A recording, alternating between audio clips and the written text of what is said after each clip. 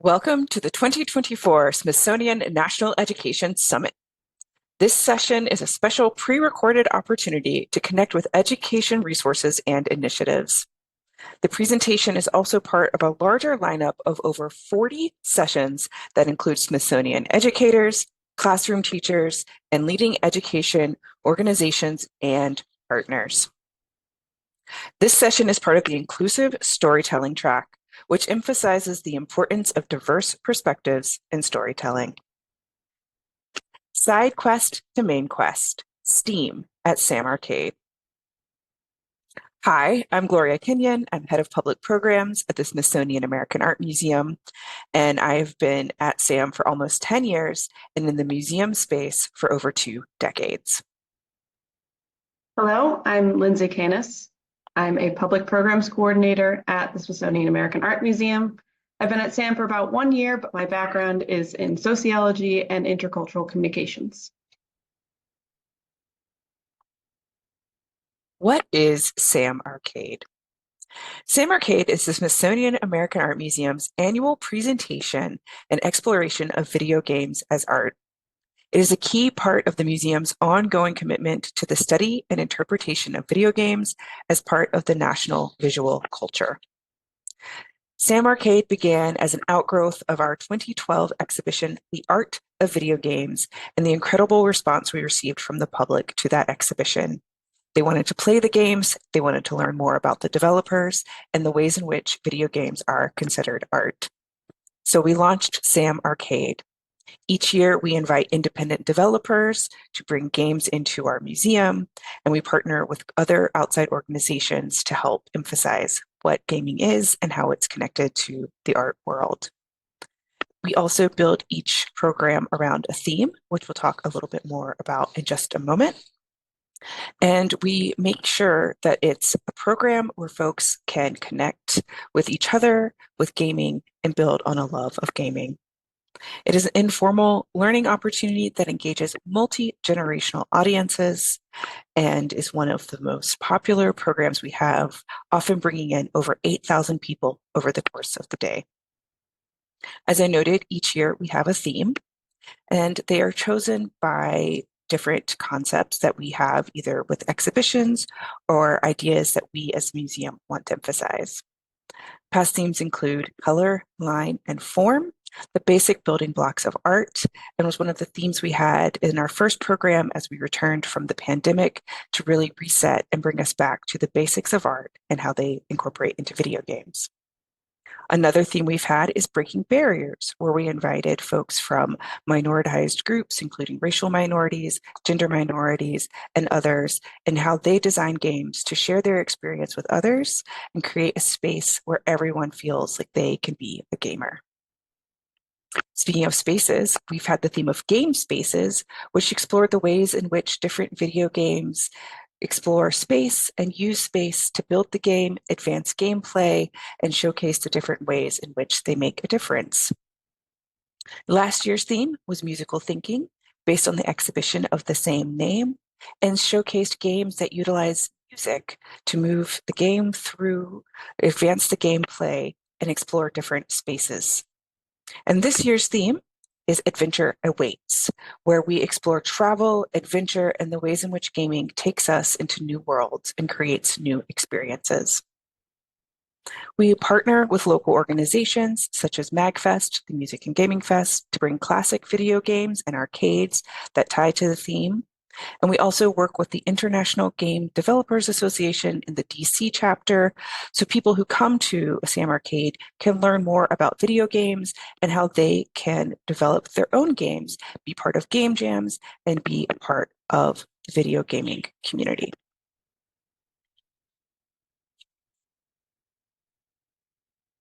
As many of you are familiar, STEAM stands for Science, Technology, Engineering, Arts, and Mathematics. STEAM education integrates STEM subjects in the classroom in various curriculums. And in this space, video games can be utilized as a lovely multifunctional resource in the classroom. Whether you're exploring the physical mechanics behind gameplay, solving coding puzzles, or designing a compelling plot for game characters, Video games are a fantastic resource both inside and outside the classroom. Increasingly, studies show how video games can be beneficial as a supplement to more traditional classroom curriculums. In one study, they explore the educational aspects of game jams. A game jam is an event in which participants design and create a game from scratch all in one day and share their results. The authors of this study show that there's considerable potential in game jamming as a tool for developing a wide variety of skills and competencies through game creation and design. Game jams develop technical skills as well as soft skills like collaboration and communication, and teach broad STEAM competencies to participants. For those in higher education, a recent study has measured the effects of playing video games on the development of, quote, graduate attributes, such as problem solving, communication, resourcefulness, and adaptability. The results show playing video games has a positive effect on these attributes in adult learners in a relatively short amount of time, as these gains were reported and achieved over a period of about 14 hours of gameplay per participant. And lastly, in the article, Tech Savvy Girls Learning 21st Century Skills Through STEAM Digital Art Making, the authors showcase middle and high school workshops and classroom courses for girls that use computer technology, including game development, to help increase students' interest and confidence in STEM fields.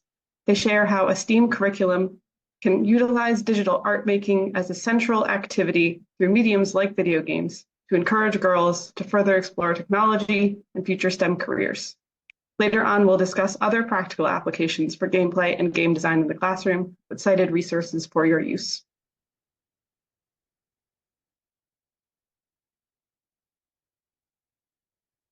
On average, youth between the ages of 8 and 18 rack up more than 70 minutes of video game play daily. This was part of a larger article and study in the University of Wisconsin-Madison paper in August of 2019. And in this, they explored ways in which we can utilize that gameplay to help students. So one of the questions we encourage you to think about as we go through the rest of this is, how can we use this time youth are spending in gameplay to harness an interest in STEM and develop empathy? Sam Arcade really strives to build these connections with the larger world and understand video games as a potential career path. In a 2012 study conducted in the Netherlands, researchers found that when people are emotionally transported by entertainment, such as novels, movies, or video games, they learn more about themselves and are better able to empathize with those who have a different experience of their own. Sam Arcade's Gaming and Indie Developer Showcase to explore these themes in ways that are similar to novels and other experiences, transporting the player through a first-person experience, building empathy, and helping students understand themselves and the world around them in bigger and different ways. We'll showcase 4 different games that have been part of Sam Arcade or will be part of Sam Arcade this coming year that help highlight accessible gaming, emotional development, and empathy building. When attending Sam Arcade, our attendees have the opportunity to interact with developers and learn more about how to turn a love of gaming into a possible career. The games we'll talk about in this presentation are Unpacking, The Forest Quartet, Spiritfarer, and Herna. And we'll start with Unpacking, which was created by Witchbeam Studios in 2021 and explores adapting to change through moving house and learning more about oneself through the first-person aspect of the gameplay. Witchbeam Studios created this game, and the lead designer and creative director was Rin Breyer, and she incorporated her own Access experiences into the game. When she was a child playing video games, she didn't speak or read English, but most of the games she did play were in English. When she set out to design her game, she wanted to make sure it didn't matter if folks could speak or read the language. And as folks play Unpacking, they'll see that there's not a lot of language. There's a lot of music, which is why I was featured in our musical thinking theme that helps you understand the game and figure out the gameplay. Moving the pieces is pretty intuitive. So folks can unpack the boxes and put things where they think they need to go. And if we could go to the next slide, please, we can watch a little bit of the trailer to see how this happens. And so folks are unpacking their boxes and moving into new spaces. And sometimes in different gameplay, they'll notice there will be a crutch in different homes. And that is because the creative director, Ren Breyer, had just received a multiple sclerosis diagnosis as she was designing the game and wanted to incorporate her own experience into that. Many players have noticed this and stated, "This is the first time I've seen this aspect of me represented. I've never felt so seen." Folks also will notice the accessibility aspects of this game as they go through. There's no wrong way to play. You can unpack and put things where you want them. And at times, even if you put everything in the quote unquote wrong place, it still unlocks levels and creates a different version of the game for you to play. The folks at Witchbeam Studios worked with a special education teacher, and he gave them feedback on the game and what he thought his students would be able to do or what they would like. And that has also been incorporated into the game design to make it more accessible. The game itself creates a stronger sense of empathy and understanding through the experience of moving house, moving homes, unpacking, going through the nostalgia of your things and learning what it's like. That first person experience really changes the understanding of the experience of moving and what it could be like, particularly for some who may have not moved house very often. This game was the winner of the BAFTA for Best Narrative in the EE Game of the Year in 2022. And that same year was an Apple App Store Cultural Impact winner for the representation and empathy building that it provides.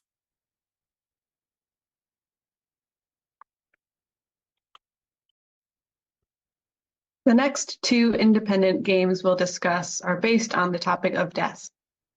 To quote the developers directly, The Forest Quartet is a puzzle adventure game about a gone but not forgotten lead singer. Play her spirit and travel through 3 acts unique to the members of her band for a final concert. Face their emotions, solve puzzles, and fight the corruption plaguing their souls. The Forest Quartet was developed by Mads and Friends and was featured in Sam Arcade 2023. In addition to its beautiful art style and the incorporation of music as an essential element of gameplay, the Forest Quartet guides players through the concepts of death and mourning. The game is an opportunity to experience the lead singer and her band's members' losses through the game's puzzles.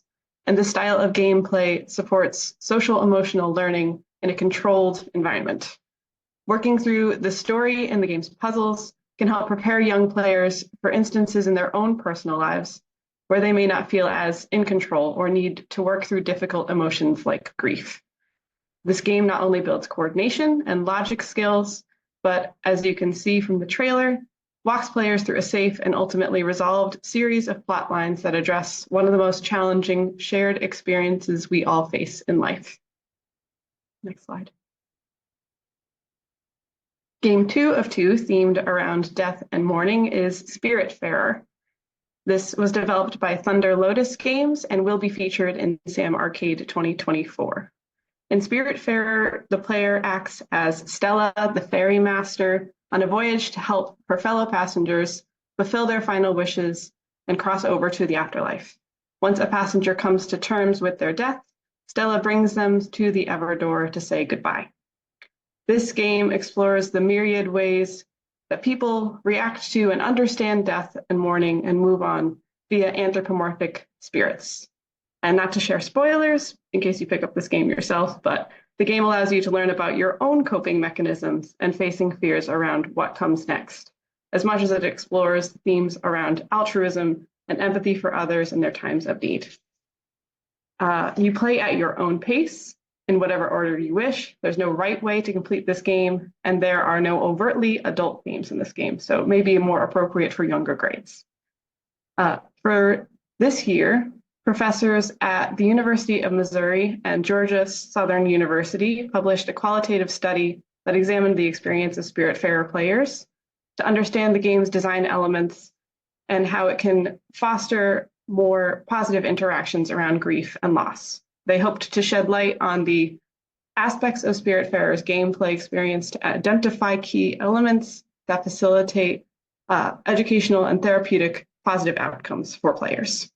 Through their study of 56 participants aged 15 through 66 years old, researchers concluded that Spiritfarer, through its design, its narrative depth, and its mechanics, not only provides an emotionally impactful experience, but also helps contribute to personal growth and well-being for players, and helps them deal with delicate topics like death and palliative care.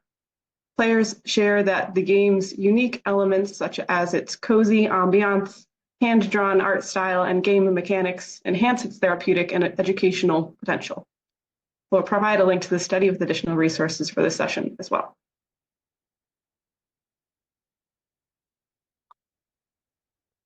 The final game we'll talk about today is Hair Na, which will be featured in this year's Sam Arcade. Hair Na was developed by Momo Pixel and is the response to the perverse action of touching a Black woman's hair without permission, the microaggression of assumed authority and ownership of Black bodies. Momo Pixel travels a lot, and as a Black woman has had the experience of people touching her hair and touching her body without her permission. She wanted a way to explore this and address this to help other people understand and empathize with her experience, and Hair Na was born. She originally had started with a script to write it out and realized that a video game that is motion capture would make it phenomenally better. The physical game doesn't use any joysticks or buttons, although there is an online version you can play using the arrow keys on your keyboard. And it is a cabinet, as you can see in the video, where folks move their arms in response to different prompts on the screen. You are invited to design your own character, including picking skin tone, hairstyle, and other things. And you have different tasks as you move, often through airports or other venues where you're traveling. You're given the task of things like moving from your gate to baggage claim and swatting away hands while folks try to reach out and touch your hair. As you advance through the levels, more and more hands try to reach out and touch your hair, and you have to continue to swat them away. If you fail, you get a little prompt that says, "So sorry, sis, moisturize and try again," which just brings humor to the experience and the situation of people touching your hair uninvited. Hair Na has received rave reviews from lots of different groups and has been featured in Rolling Stone, Essence Magazine, Teen Vogue, and other media outlets. It has been displayed in museums across the globe, including the Victoria and Albert in London. It is featured in various books and publications, discussing the ways in which it explores the empathy it builds and helping to understand the experience of being a Black woman in public, and is currently being taught in curriculums of after-school programs to help students understand that experience. This game is described as much of a protest as it is a fun way to pass time.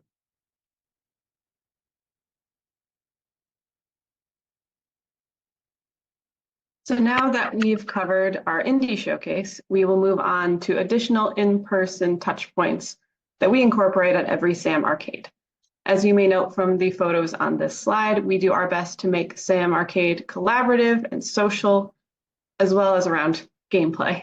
We encourage visitors to interact with one another and with the game producers and other game enthusiasts through our activities.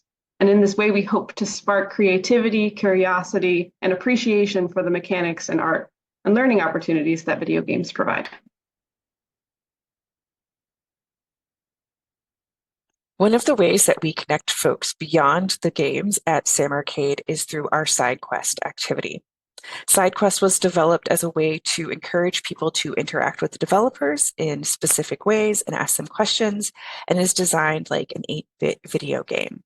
You'll see on the left side of your screen that people will get a printout, which is being held by the woman in the photograph toward the center of the screen, and they are asked if they accept. There are then rules and guidelines for how to move through the side quest. Each developer who is featured in the developer showcase that year. There were 8 last year, which is the example that is being shown, has a page, and people are invited to speak with the developers, ask them questions of their own, or there are prompts in the book if they would like, and they get a signature or a stamp from the developers. If they get a signature or stamp from all of the developers featured that year, they can come back and get a video game theme prize. This was incredibly popular and was flying off of our information table when we first introduced it, and was beloved by adults and children alike. One of the reasons it is incredibly beneficial from an education standpoint is it helps build those social skills that we would like to see, particularly as people are concerned with the amount of screen time children have noted previously in our presentation, and the ways in which that limits in-person social interaction. So we're encouraging that in-person interaction, we're helping people develop social skills, and it helps develop independence with guidance so people feel supported as they go into that.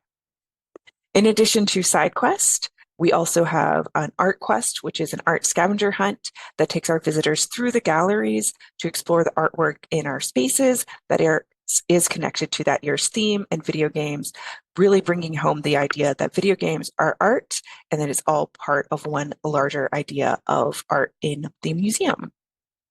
As noted before too, we also have our community partners. IGDA DC, the Game Developers Group, brings a computer, helps people learn how to do game jams, get connected with other folks, and build the community around video gaming. And MagFest, our partner as well, is continually enthusiastic about video gaming, inviting people to join them and participate in larger ways. So in addition to the video games, we're really providing opportunities for people to connect with one another, to build relationships, and make this a social experience that helps people develop their social skills and their love of video games. We have talked a lot about what we do, but how can you incorporate video games for use in the classroom? So here are a few ways. Number one being you can identify topics your students would like to explore in a game and design storyboards. So just like in many standard language arts courses, the stories behind good games involve organizational tools like plot diagrams and rely on the player's ability to analyze conflict in order to solve puzzles and ultimately win the game. You can use game storyboards to identify subjects your students connect with and might want to gamify. They don't need to be as heavy as topics like death, but students may choose to work on challenging subjects to them, like moving to a new school or navigating friendships or other bigger issues they feel strongly about, including things like conservation. While they plot out their stories, you can also encourage them to think through the player experience and ask them how a player will perform an action they plot out. Will it require a mouse click, a swipe, and how can you make these actions more accessible for other players? Second point, you can use existing games like Minecraft to explore STEAM concepts, coding, sustainability, things like that in the classroom. Minecraft education software is an excellent tool that can not only teach students the building blocks of coding and build math skills, but is also a great way to incorporate lesson planning around resource management and sustainability, encourage teamwork and socialization, and support critical thinking skills and problem-solving abilities. And thirdly, you can incorporate logic puzzles or building activities into math and science lesson plans, which I'm sure many of you already do. These are likely regular activities in your classroom, but we invite you to think creatively about lessons where you may incorporate curriculum-aligned video games as well.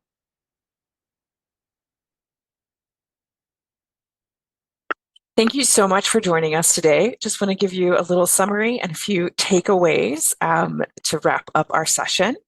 So we've talked about STEAM education in video games, gaming as a learning opportunity, and the in-person activities that we at Sam Arcade provide to build those interpersonal skills. We encourage you to embrace gaming as a learning opportunity, to help find the connection points in those games, to build empathy or encourage your students to build their own games and explore those topics.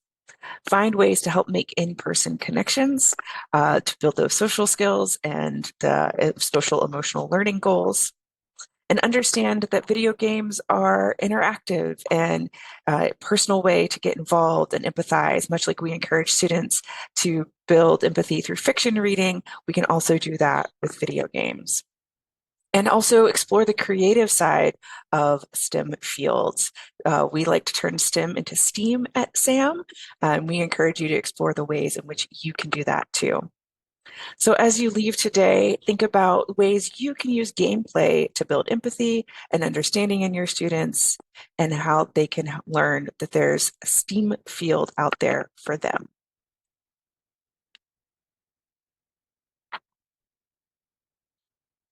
So thank you again for joining us. We are able to share some of the resources we talked about today with you in a packet afterward. We encourage you to reach out to us. Our email addresses are on the screen.